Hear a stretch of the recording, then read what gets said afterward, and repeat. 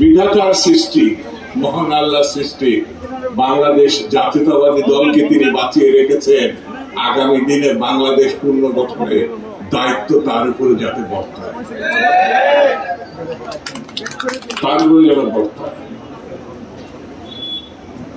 কেন এমন একটা আন্দোলন নাই, এমন একটি বিক্ষোভ নাই যেখানে বাংলাদেশ জাতীয়তাবাদী দল এবং তার অঙ্গ সংগঠন, ছাত্র দল, যুব দল, শ্রমিক দল, স্বেচ্ছাসেবক দল, মহিলা দল ছিল না।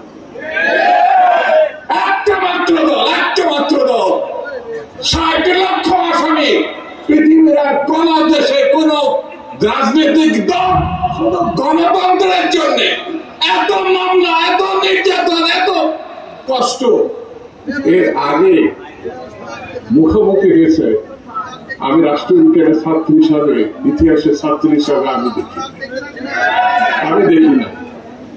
সেই জিয়া রহমান, আপনি পাতার পর পাতা এই বাংলার ইতিহাস খুঁজে দেখবেন যে একমাত্র রাষ্ট্রপতি যার কোন ঢাকা শহরে এক খণ্ড জমি বা একটা বাড়ি ছিল, সে আমাদের নেতা। যার নিজের কোন গাড়ি ছিল না। এখন ছাত্র নেতাদেরও প্রাড় আছে, এখন যুব নেতা, শ্রমিক নেতা, আমাদের মতো নেতাদেরও আলিশান বিল্ডিং আছে। শহীদ রানার ব্যাংক অ্যাকাউন্ট ছিল, তিনি সরকারের বেতনের টাকায় চলতেন, যে কারণে তিনি শহীদ হওয়ার পর তার স্ত্রী এবং দুটি মাসুম বাচ্চা থাকার জায়গা ছিল না, অর্থ ছিল না। রাষ্ট্র তাকে বাড়ি দিয়েছিল, রাষ্ট্র তাদের ভাতা দিয়েছিল, রাষ্ট্র তার 2 সন্তানকে লেখাপড়ার দায়িত্ব নিয়েছিল। আর কোন রাষ্ট্রপতি, আর কোন প্রধানমন্ত্রীর এই দায়িত্ব রাষ্ট্র নেয় না। আমরা সেই দল, আমরা সেই দলের সদস্য। বন্ধুরা,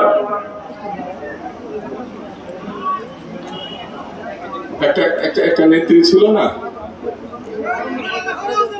কি নাম যেন, পালাইছিল না তো ভুলে যায় ভালো। হ্যাঁ, আমি যখন আমার মেয়েকে, বুঝছেন, ছোট্ট মেয়ে, আমার ভাইয়ের মেয়ে আর কি, বাতিজি, আমি যখন এই কথা বলি না, মা ওই যে কে যেন পালাইছে, বলে ডাইনি ডাইনি ডাইনি ডাইনি। এই ছোট্ট বাচ্চা, হাসিনা বলে না, বলে ডাইনি। হয়তো বাংলা একাডেমি সেই মূর্তিটা দেখে তার মাথার মধ্যে ঢুকতে পারে, আসলে তো একটা ডাইনি। আমার নেত্রী, বাংলার নেত্রী, সারা পৃথিবী যাকে চেনে গণতন্ত্রের মাতা হিসাবে,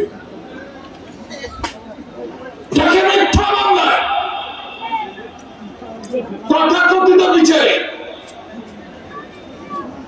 জেল দিয়েছিল নিম্ন আদালতে 5 বছর সাজা। আমরা জানি উচ্চ আদালতে ন্যায় বিচার থাকে, সাজা কমে নাহলে বাতিল হয়ে যায়, কিন্তু 10 বছর সাজা, 5 বছরকে ডবল করে 10 বছর। এই আমরা বাংলার ইতিহাসে কেন, সারা বিশ্বের ইতিহাসে পাবেন কিনা সন্দেহ। হাসিনা এটা দিয়েছে।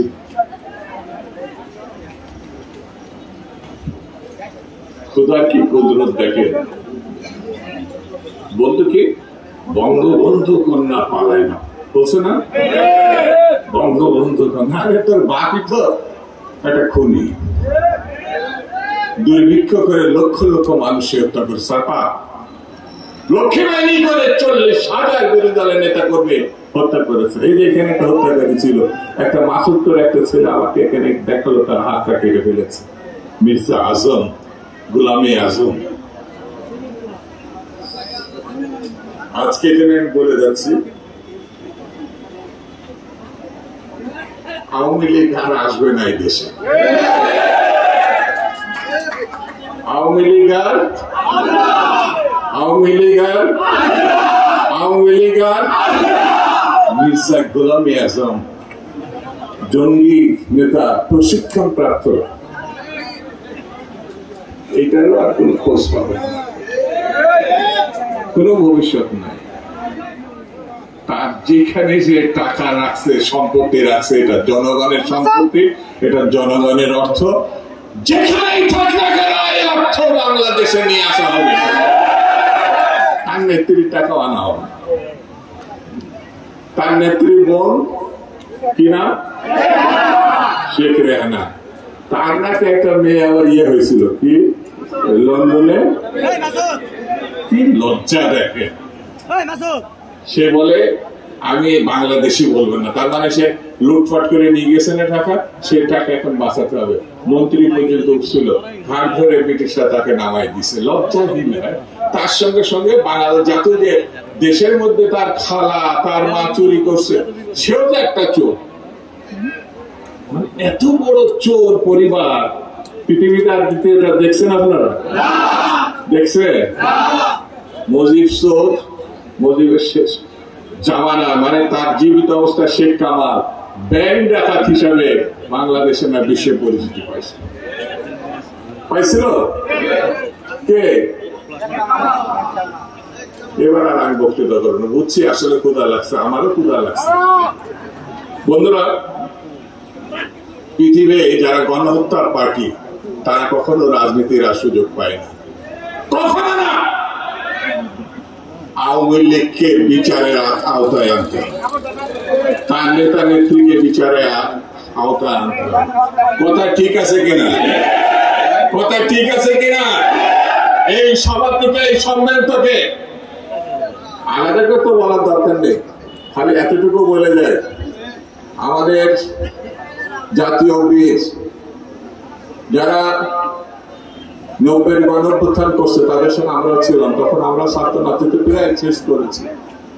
আপনাদের এলাকার ছেলে মুসলিম মনে ভাবো, এখানে আমি বলে যাই মুসলিম যারা আপনাদের মানুষ, আমি এখানে আসছি এই ছাত্র নেতা সম্মেলনটা সম্পর্কে একটা কথা দিতে হবে, এমপি আপনি হবেন, এমপি হবেন। সম্মেলনটাই এই সম্মেলন এমপি হবে কিনা, হবে কিনা, হবে কিনা, খালি একটা শর্ত একাডেমি রেখে যায়। আমি তো ভাইস চেয়ারম্যান, পার্লামেন্টের বোর্ড তাকে নমিনেশন দেন, আমাদের সুপারিশ থাকবে, পার্টি ঠিক করবে তাকে দিয়ে ইলেকশন করাবে কিনা, এখন বলছি না। তবে কথা দিয়ে যায় যদি এমপি আপনার নমিনেশন দেয় এবং হন, তাহলে এই থানার যা কাজ কাম বাকি আছে সেগুলো আপনাকে করতে হবে। রাজি আছে? তাহলে কথা শেষ। রাজি উনি আছেন, আমরা এখানে যারা আজকে মিটিং এ আছি তার সঙ্গে আছে, তার মার্কার সঙ্গে আছে, তার দলের সঙ্গে আছে। এই কথা আপনাদের সঙ্গে বলে গেলাম, আবার দরকার যদি হয় এখানে আমরা আসবো, আসবো, আসবো। খুদা হাফেজ। বাংলাদেশ জিন্দাবাদ।